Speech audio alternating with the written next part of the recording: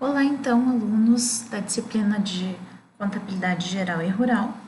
Aqui é a professora Stephanie novamente. Nós teremos agora, então, uma aula sobre demonstração das mutações do patrimônio líquido e demonstração de origens e aplicação de recursos. Sobre demonstração das mutações de patrimônio líquido, é mais uma demonstração contábil que, embora seja facultativa, né, ela ela é bastante atrelada à demonstração dos lucros e prejuízos acumulados, já que a DLPA pode estar incluída dentro da demonstração das mutações de patrimônio líquido. Ela é bem importante porque vai evidenciar movimentações ocorridas em diversas contas que compõem o patrimônio líquido de uma organização em um determinado exercício, né? Então, ela vai indicar de forma muito clara a origem, o valor, o acréscimo ou a diminuição do patrimônio líquido de uma instituição. E é lá que a gente tem questões relacionadas a lucros, por exemplo, acumulados e a distribuição desses dentro de uma organização. Contas que vão formar o patrimônio líquido, elas podem sofrer alterações ou variações por vários motivos. Alguns desses motivos estão listados aqui em cima. Então, acréscimo pelo lucro ou redução pelo prejuízo do exercício, redução dos dividendos, acréscimo por reavaliação de ativos, acréscimo por doações, subscrição e integralização de capital, que é quando um dos sócios ou alguém da sociedade subscreve ou integraliza o montante do capital social, lembrando, né, do conceito de capital social, que capital social é aquele valor, o aporte que os investidores ou que os sócios colocam para fundar uma empresa, uma organização. Também pode ser o acréscimo pelo recebimento de valor, que vai receber o valor nominal das ações integralizadas ou preço de emissão dessas ações. Também pode haver acréscimo pelo valor de alienação de partes beneficiárias ou algum bônus de subscrição de capital de alguma organização. Pode reduzir, né, além da redução por dividendos, por ações próprias adquiridas ou acréscimos por suas vendas, ou acréscimo e redução por algum ajuste de exercícios anteriores. Então, o patrimônio líquido tem alguns motivos, né, para que as contas sejam ajustadas. A gente sabe disso porque as contas do patrimônio líquido são relativas, né, de certa forma, à demonstração de resultado de exercício. Itens que não afetam o total do patrimônio líquido: aumento de capital com utilização de lucros e reservas, apropriação do lucro líquido do exercício, reduzindo contas de lucros acumulados, então, para a formação de reservas, como reserva legal, reserva de lucros a realizar ou de contingência, compensação de prejuízos com reservas, alguns procedimentos que devem ser seguidos, né, para a DMPL ser apresentada, então, de forma detalhada, mostrando o movimento em cada conta do patrimônio ou resumida. E de capital de reservas de lucro, então, são apresentadas pelo seu total ao invés de ser por conta. Então, assim, para apresentar, quando se fala das contas de capital ou de reserva de lucros, é o total que está lá, não é conta a conta. E quando você abre ou mostra de forma detalhada, você está fazendo uma DMPL, ou seja, você está abrindo cada conta para verificar exatamente o que tem dentro dela. Essa é mais ou menos a cara de uma DMPL, né? Um exemplo de um modelo bem reduzidinho. Aí a gente tem ali saldos iniciais de capital social, reservas de capital, reavaliação de lucros, lucros cumulativos e o total. E aí os ajustes de exercícios anteriores, de capital, de alteração, de lucro líquido, reservas ou dividendos que vão diminuir, né, quando são destinados, ou seja, quando você pega este valor e destina, né, para alguma ação, para algum fim dentro de uma organização. Então, no exemplo do modelo reduzido, a gente verifica que não houve uma destinação para conta reserva legal. A gente olha aqui o quê? Que o capital social, ele foi de 10, ele era de 10 inicial, teve lucros acumulados, então o patrimônio aumentou.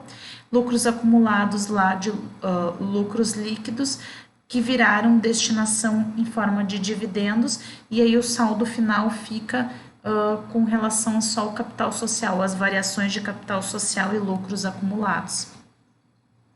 Nesse caso, já que não houve reserva legal, não há necessidade de destinar para essas contas, então fica a critério dos proprietários a destinação dos lucros do exercício. Contudo, então, conforme a gente já tratou antes, quando a gente falou da demonstração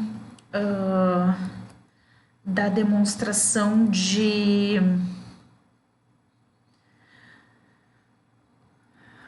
lucros ou prejuízos acumulados, desculpa, voltei porque esqueci. Na 6404, existe então a obrigatoriedade de destinação quando se trata de sociedades anônimas, ou seja, quando se trata de uma SA, você sempre tem que destinar o lucro, né? Então, os lucros serão destinados, ou seja, serão colocados lá dentro do balanço, né? Nesse balanço que aparece, para uma conta, uma reserva, sempre, quando se trata de SA. Todas as outras organizações não.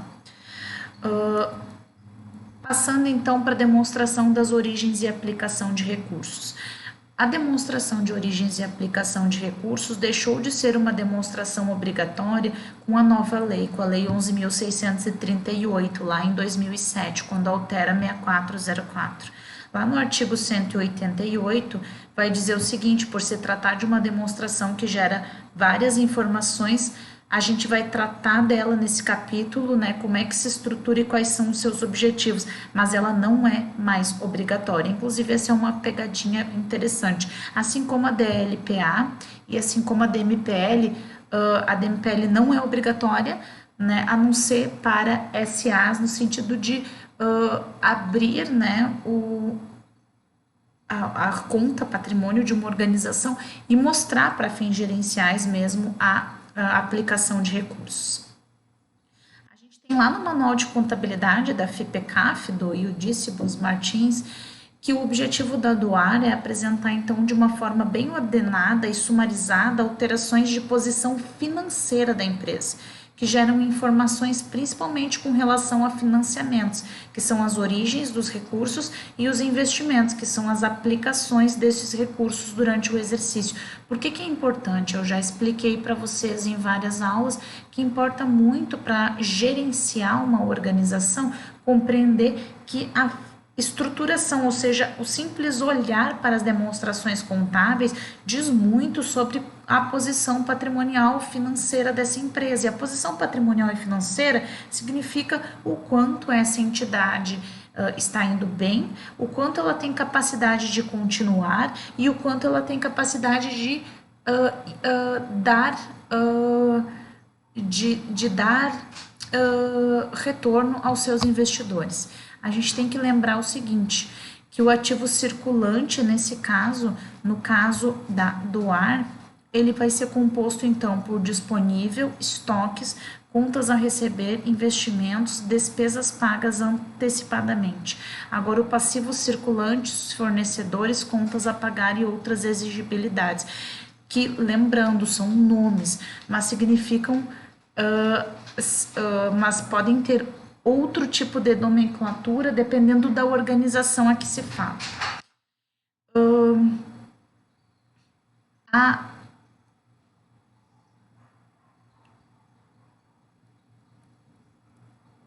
Para esses autores, a DMPL vai auxiliar, então, a levar o usuário a conhecer políticas de inversões permanentes de suas fontes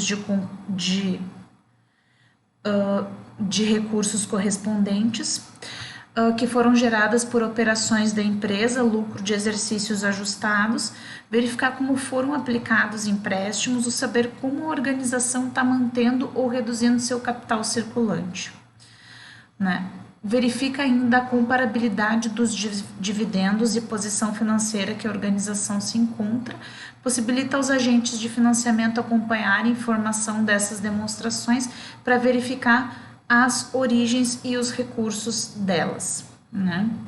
Entre aumentos no capital circulante líquido, a gente pode ter alguns que são mais comuns, né, das próprias operações, por exemplo, quando as receitas do período são superiores às despesas do período, né, e aí elas não afetam o capital circulante líquido. Então, quando houver lucro, vai ser considerado origem de recurso, quando tem prejuízo, vai ser aplicação de recurso. Dos acionistas, então, né, descrição de origens, dos acionistas, aumento de capital realizado no exercício pelos acionistas, considerando então que esses recursos aumentam disponibilidades da empresa, e de terceiros, empréstimos pagáveis a longo prazo, venda de bens do ativo permanente para terceiros ou transferência por meio de reclassificação de itens do realizável a longo prazo. A descrição, então, das aplicações, né, onde aplica os recursos, são itens que vão diminuir o capital circulante líquido. Os itens mais comuns é a aquisição de bens de ativo, aquisição de novos investimentos em outras sociedades e aplicação de recursos também. Descrição, então, das aplicações. Pagamentos de empréstimos a longo prazo, né? O pagamento de um passivo a longo prazo vai diminuir o ativo circulante e, por conta disso, o capital circulante líquido dentro de uma organização.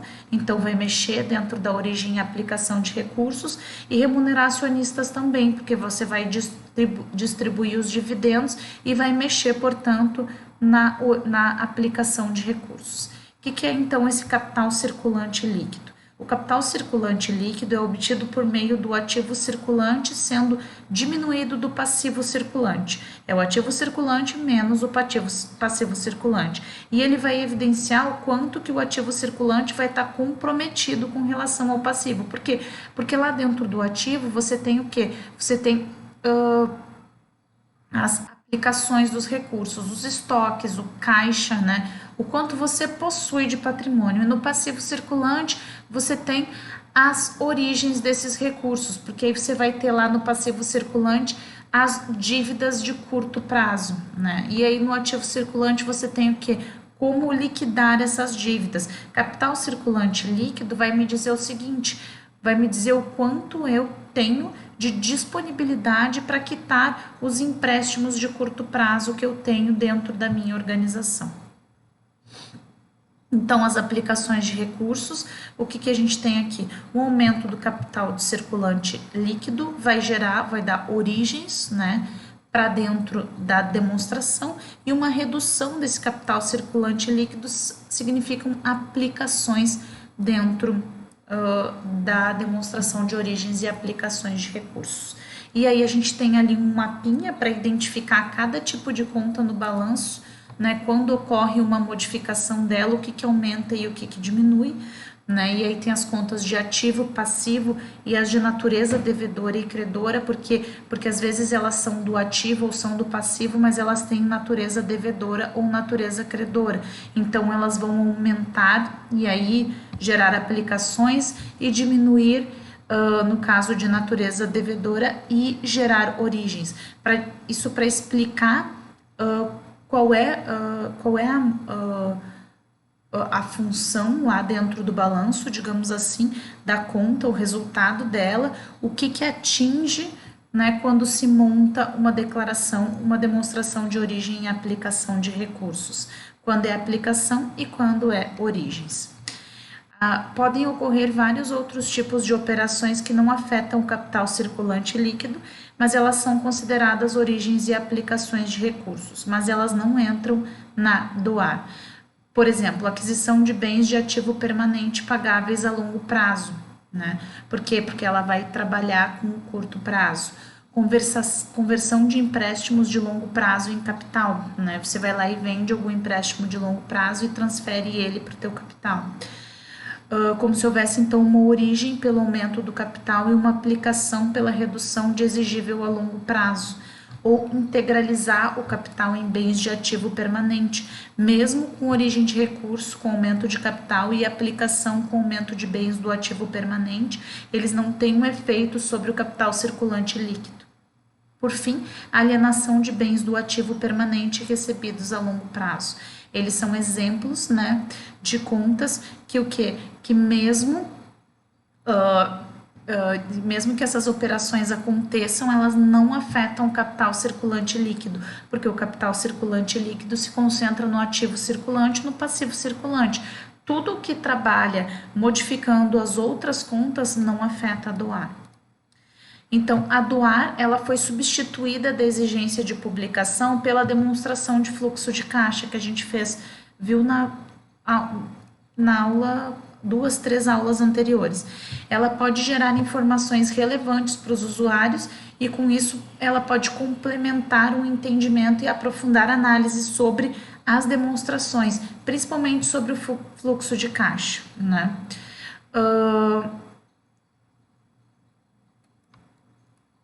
Acho que é isso, então. Acho que o mais importante, então, é compreender, né, entender que